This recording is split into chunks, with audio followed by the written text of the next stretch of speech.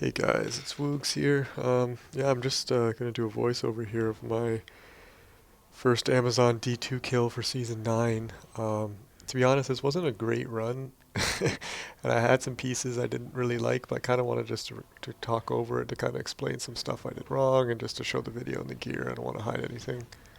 Um, my life is definitely a lot lower than I wanted it to be, and I don't have the max PDR I wanted, but let's just get into it. So this is Plagues on. Um, Really, there's not too much happening now besides just trying to dodge as much as I can. The the lightning hose as well as the meteors. The fire doesn't hurt me too much because I have two dwarfs on, so I can kind of handle that. Um, I turned around there because I want to really avoid the 3 o'clock pillar that you can get stuck behind. So I wanted to pull the skellies this way, this one here, so it's really clear. So it's more like 2 o'clock pillar, or sorry, not 11 o'clock pillar. Um, And that's kind of why I did that. It's a bit risky, but I felt it was okay. Here you're just really trying to slowly kite as best you can. I have 1 point in Pierce and not much AR, so it's not really piercing them at all in terms of like poison them all at once. So it's not the greatest quick of clear, but it's better than to waste my points kind of elsewhere. So the first Skelly Wave is actually really easy as Plague's on. You don't really have to pay much attention here. I'm having to use a pot for my mana even. I'm kind of waiting till the last second till I tank those spirits or take some damage before I actually pot just for mana. Here I thought the Salvation Aura was on, but I don't know. I was just a bit nervous, I guess, or not playing too optimally. So here I'm just going to wait till he gets a couple more shots in so he goes into his first cold wave. It took quite a bit of damage there. That was a bit scary. I prefer this pillar. I have some invisible fire here. I get hit by another fire, which isn't great, but it's fine. Pot wise, I'm doing okay at this point. It's not too bad. I don't really start to blunder the pots until a bit later. Um, you kind of want to stay within a little circle like where I am here, not any further away or he'll go immune. See, I went just too far around that pillar and he would have moved immune, so that's kind of bad. You really want to avoid that, but it's a bit of a push and pull because you don't want to take too much damage. I also don't want him near a wall because then I can't run circles around him, or I have to run like this where I get hit by the cold smack there and take a lot of damage. So that's definitely a misplay. You kind of want him here so you can kind of go around in circles or directly at a pillar. For the archer waves, you kind of want to target the archers, but just getting your plagues out as soon as possible after cooldown. So even if you don't have a target, just throw them. You'll get some poison damage onto somebody there.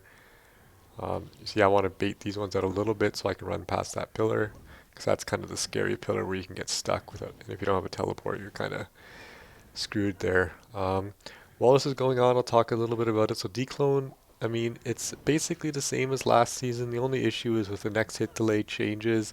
I think you take quite a bit more damage from the invisible fire patches or just the regular fire patches. There's some other missiles in the fight that you'll take more damage to, but they don't really. The likelihood of them happening in the same like 4 frames is extremely unlikely. So it's really just the meteor patches. Um, sorry, the spirit patches that kind of do a lot of damage to you. So you have to be very careful about that. Um, I'm still doing pretty good on pots here. I'm pretty happy actually. I have more than half after this part, which is quite nice. There I took a bit. I'm just conserving my pots. This is my first attempt at D2 this season, so I kind of wanted to just test my damage. Wasn't sure how easy phase 3 was going to be, especially since I didn't have my capped PDR. But I think I'm taking it a bit too liberal here with, or conservative, sorry, with my pots. But as you'll see at the end, I needed them, so well, I don't know what to say about that. So you want to pull them close to the middle again here for throwing your jabs out, but you, man, I'm just taking so much damage here. It's hard to talk good about this fight when I'm playing it pretty poorly. I had to take the bottom pillar here just because of where the fight was located. I have a patch on me. I want to pull that one out. Unlucky, I had another patch at the bottom there. Um, So that was a lot of pots used on that one. Um, you really don't want them to stack there. If they stack, you're going to be spamming pots nowadays. So that's why I kind of moved forward to pop the one and then move all the way back. So unlucky I had three patches there, but luckily they didn't stack. So it's definitely the right move. In hardcore, you have to be a bit careful about moving behind that pillar. It doesn't sound too fun, to be honest. Probably want to pray you get some good luck there. Again, that's the same mistake I made two other times in the video. I walked too close to Dclone and just like, I'm getting hit by a meteor, but I'm also opening myself up for the potential cold touch. There's no reason he should be able to slap me like that. You really should be kind of kiting as best you can while staying in range. Um, there was a bit close as well. I knew it was coming. I shouldn't have gone into the middle. You'll see here, I'm running past that, behind that pillar because it was clear. I think I avoided it later, we'll have to see. So there's quite a few up here. You want to be very careful and kind of spamming your pots as needed. So there's a skeleton behind, that's kind of why I dodged the pillar there. So that's what my intentions are there. Um, yeah, you kind of want to, at the beginning of this, until you get them a bit separated, you want to be very, um, yeah, that's a rough one. You want to be very sparing with your pots because a lot of damage can come out all at once. This build I am running block, I have dodge, I have evade, so there's a lot of mitigation factors, but still you want to be a bit careful. All the skellies will die pretty quickly, you just gotta fan out the archers. So what you really should do is target the archers, and then the skellies will just kind of die from the poison trails as you're throwing them at the archers. I'm just trying to survive here, not really playing a really great run. Um, like I said, I wasn't really playing a good one here, but it was, I think, interesting to see the mistakes and things to avoid.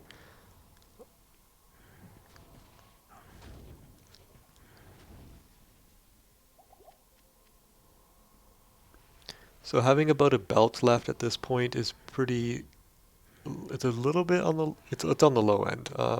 I kind of wasted a lot of rejuves in that between phase 2 and 3. I was at a good pace at the beginning and I kind of lost that pace, so I kind of have to make up for it now. But it's kind of hard to make up for it in P3, only because that's when you have all the meteors coming down a lot more often and a lot more spirits.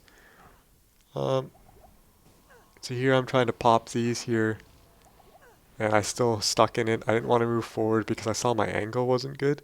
So if I moved forward another step, try to get behind the pillar, I probably would have got hit by a cold wave. So I kind of just took the gamble there with my pots. So I was like, I think I have enough to finish if I just tank a few of these. At this point, I know I need quite a few pots to kind of finish this last part here. So I'm going to be a bit sparing and try to do my best to not waste too many of them or put myself in bad positions.